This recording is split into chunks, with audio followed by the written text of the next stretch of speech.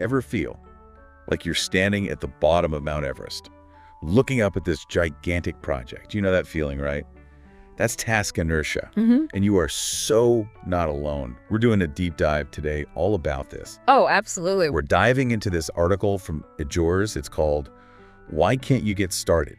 The Secrets to Overcoming Task Inertia." And hopefully this will give us all some strategies for those times when even just starting a task feels impossible. It can be the worst. And it's so important to remember that it's not just laziness. Right. This article does a fantastic job of reminding us that task inertia is a real thing. It affects so many of us. Actually, 1 in 5 people think of themselves as chronic procrastinators. That's what the article said. Wow, 1 in 5. That's a lot of us. Yeah. So it's definitely not just me. So if this is something so many of us struggle with, what's actually going on in our brains when we get that stuck feeling? Well, the article talked about the psychology behind it all. Right. One of the biggest things is fear of failure.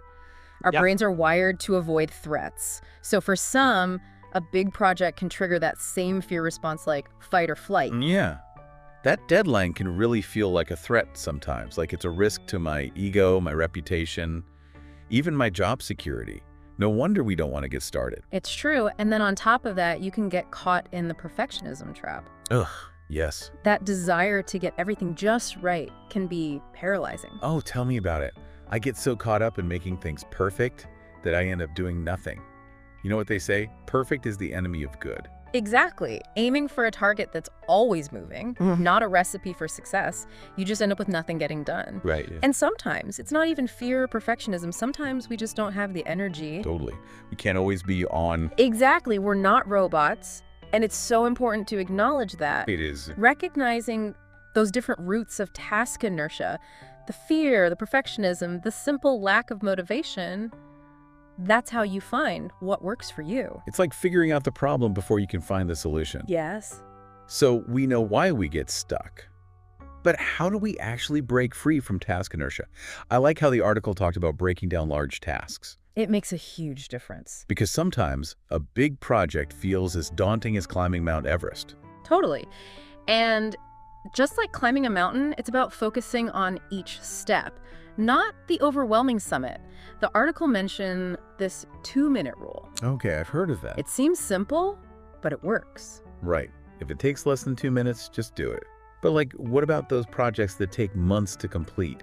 How does the 2-minute rule help them? That's where we bring in time blocking. Think of it as that 2-minute rule, but, on a bigger scale. You're not trying to conquer the entire mountain in one go, right? Right. You're setting aside time for focused climbing. Instead of saying, I'm going to write this whole screenplay today, it's like, okay, 1 hour, that's it. 1 hour of writing right now. Exactly. And there's actual research on this. Yeah. Psychology Today had these findings about focused work, even short bursts. It helps so much with productivity. It's about getting into that rhythm, that feeling of making progress, not getting bogged down by the whole giant task. This whole time blocking thing really speaks to me. Yeah. I had this massive writing project once, and I was so stuck. Just staring at the screen for hours, totally overwhelmed. The worst. But then I tried time blocking, and wow, it was a game changer. Just 30 minutes every morning, that's all I did. Nice. No distractions, no pressure, just writing. And some days, just a paragraph.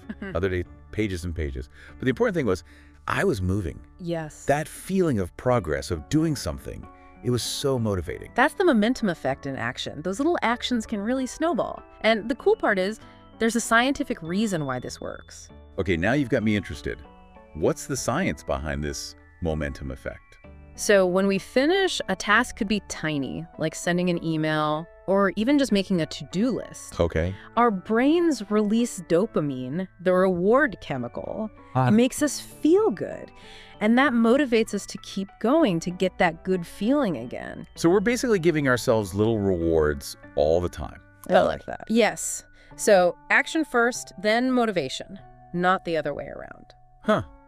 Interesting. It's like that example from the article, that researcher who was drowning in this huge project. Oh yeah, the one who couldn't even get started. That's the one. They were frozen, but then they decided, okay, I'll just send one email to my colleague, just asking for a little advice. Simple as that. And that one email, that tiny step, it got them going. They ended up finishing that whole first part in a few days. That's amazing. It's incredible how powerful small wins are. And there's research on this. There is? Yeah, Behavioral Science and Policy did a study.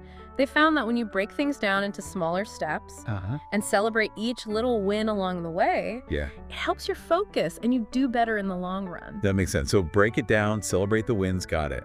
But what about when you need an extra push? Yeah. Oh, I know what you mean. The article also mentioned this thing about accountability. What do you think about that? You know when you tell a friend you're going to do something, Yeah. and suddenly you feel like you actually have to do it? Oh, totally. Maybe that's the accountability already. Right. It's like, we're social creatures, right? We Yeah. want to share what we're doing, even our goals.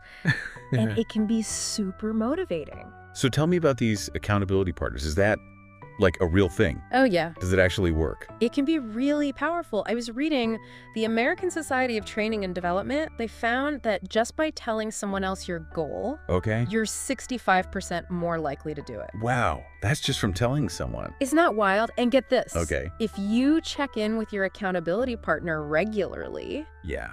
95% success rate. That's amazing. Right. Those numbers are huge. It makes sense, though, having someone to, keep you honest, someone who's rooting for you. Yeah. Even in a small way, it makes you step up. So it doesn't have to be this big formal thing, right? Yeah. Like even just mentioning it to someone.